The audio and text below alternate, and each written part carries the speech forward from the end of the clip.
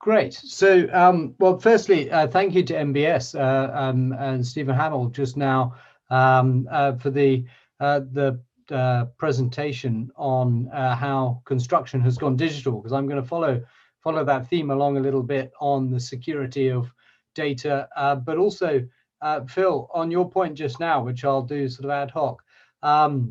Confidentiality is only one piece of the data sort of triad that a lot of InfoSec professionals use, which is confidentiality, integrity, so you know that the data is actually what you think it is and it hasn't been tampered with, and availability, which so you know that you can actually get hold of it when you want it and where you want it. So when Google fell over back in December, that caused a lot of people to think, oh, hang on a minute, I've only got copies of all my data in the cloud, and now I don't have any of my data. And they got it back up quite quickly from what I remember.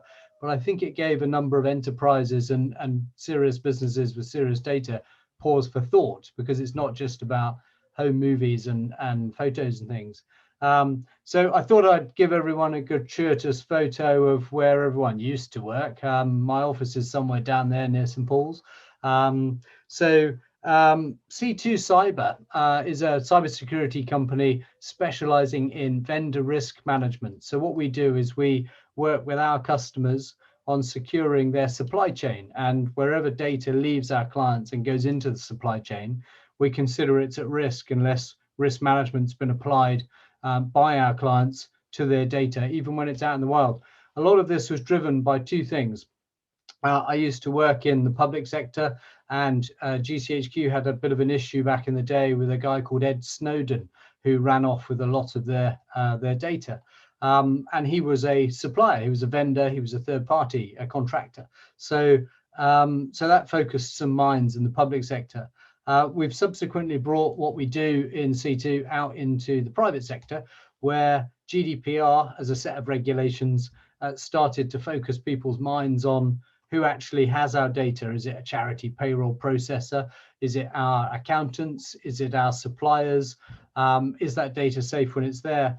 And then, is your customer data safe? So in larger volume operations, you've got lots of consumer data or owners data or the property residence data, and that needs to be safe in your supply chain because you're accountable for it.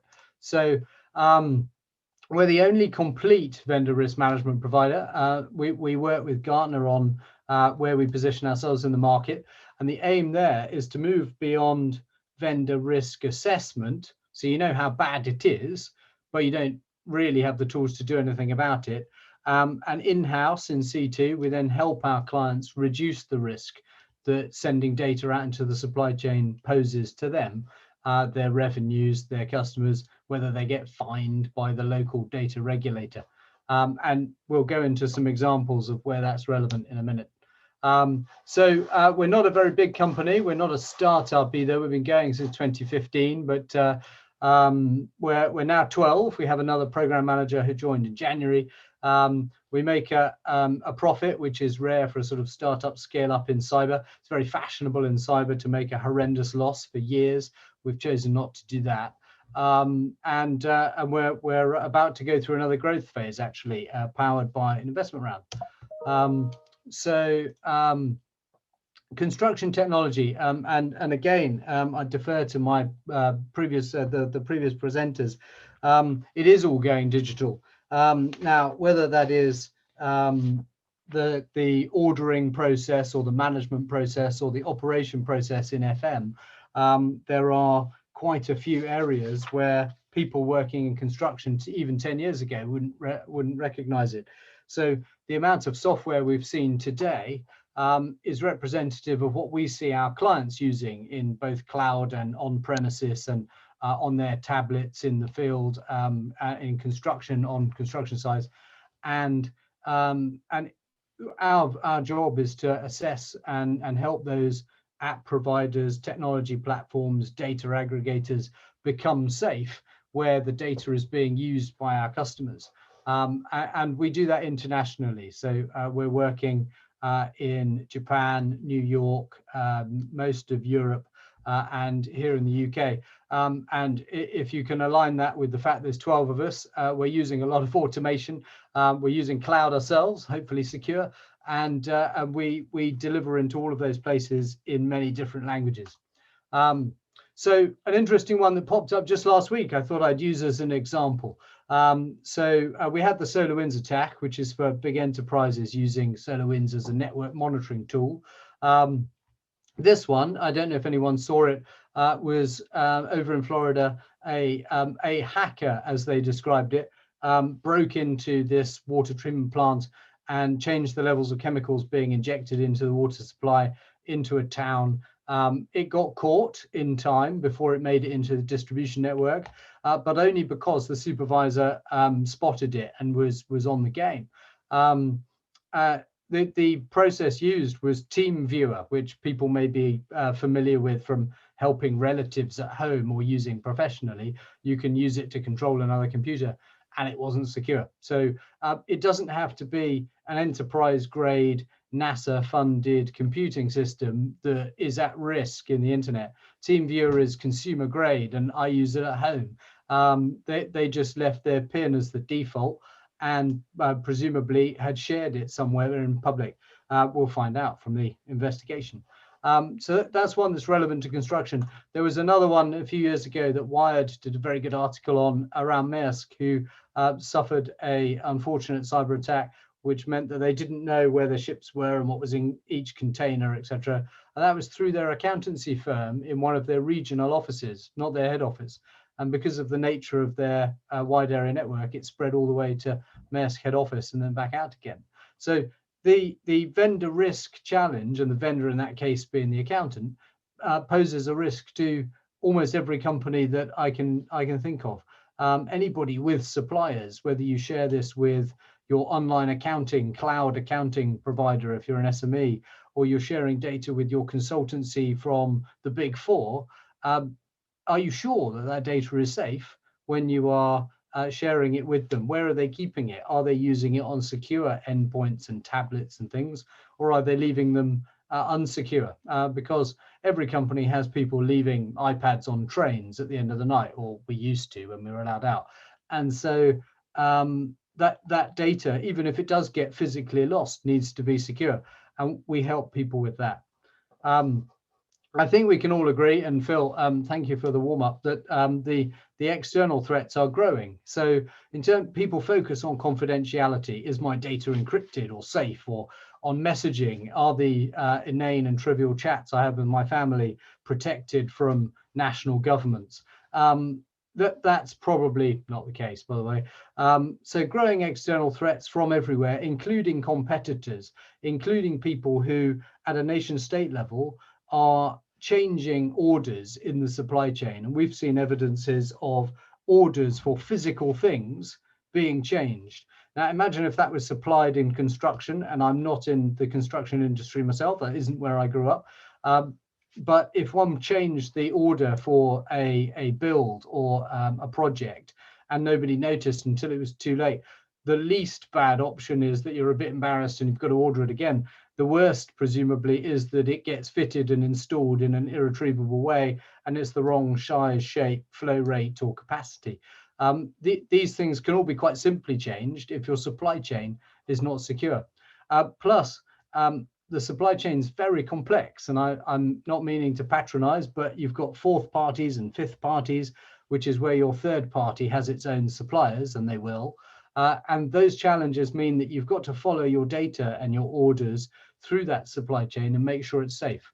So we use in C2 a process where if the data is identifiably our clients, it's in scope, regardless of how far down that chain it goes. If it can't be identified as theirs, it's just an order for copier paper, then it's not a risk and we don't worry about it. We run our systems as a managed service, so we supply the expertise as well as the online portals. The traditional spreadsheet approach to running vendor risk management, which everyone with a UK operation is required to have vendor risk as part of their approach to data privacy and GDPR compliance in the UK, the Data Protection Act 2018. So this isn't an optional extra, it is something that everyone has to do. And if one gets breached, you've got to prove that you tried to minimize the fallout from it. And you've got to demonstrate what they call a defensible position in GDPR, which is that you've done everything you think you can to prevent the breach. And arguably, I was in the Navy for a long time. We had a phrase which was that the warhead always wins. So if they really, really, really want to break in, they probably will. But when you're standing in front of the data regulator, you need to be able to say, I tried really hard. And I know Phil's going to say something like, you've got 2 minutes in a second. So I will move on. No, mate, you're killing it. And I'll tell you what, you're holding your audience. Nobody's left. You're doing great. Okay, that's good. They might not actually be there either, Phil, but we'll gloss over that. So a couple of things that I'd like to talk about. How do you assess risk? You've got to balance the external risk, which is open source risk. So open source intelligence is provided. You can buy it on its own, which isn't hugely helpful. It's superficially useful, but not helpful. Things like risk indicators, attack surface, whether your suppliers' web servers and email servers are secure. We can see all of that from outside. That's very simple to do. We combine that with asking your supply chain a bunch of questions. We generally wrap them around an international standard. ISO 27001 for information security is one of our preferred, but we build custom questions in there for clients where they have a geographical or other nuance that we need to take account of. We can deliver that in different languages through the platform as well. And then finally, we combine it with asking for policies and evidence. So if a company says, yeah, we've got a service level agreement and they're there 24/7, 99.9% availability, we'll ask for that supplier's business continuity and backup plans, and they will submit them. We will read them, we'll check them for validity and plausibility, and we'll grade them. And a lot of that now is automated in C2, which is how we deliver at scale to our clients with 12 employees. Teaching the machine to read was harder than it looked, but we're cracking on with it. And then finally, without having online live reporting, so the OSINT data that we supply, open source intelligence data, is live. So if somebody suffers a breach and we spot it, we will tell our client. The other OSINT is all monitored. We also, in the middle of the bar at the left, you can see how that supplier compares with the industry benchmarks that we've built, because we've got now thousands of suppliers in our database and relative security and maturity. Cool. So we can say, if you're going to go out and do a RFP for a new comms provider, here are the 4 comms providers, and C2 is asked, which one should we go for from an InfoSec perspective? We can tell them how they grade and how they compare in whatever control categories the client wants across all of the suppliers that we've assessed. And we've assessed a great number now. We'll then take all those risks. And the one thing that we wanted to change in the market from where it was punitive. So consultant would wade in, tell the supplier how useless they were, and then leave. And that didn't really cheer anybody up or move the dial. The process that we've got is that we'll still deliver all of those recommendations, but we'll work with them to remediate where they've got risk, and the standard risk management processes apply. They might choose to accept it or transfer it or insure against it, but when it comes to their data, insuring against it is not a good option generally. Much better to treat the risk and make it smaller, and we will help the suppliers with that on behalf of the client. Where we spot real howlers, so if you see on that red bar chart there, a couple of them are much lower. Secure development of software platforms, cloud apps, and bits and pieces are used in every industry, not just construction, but we see this everywhere.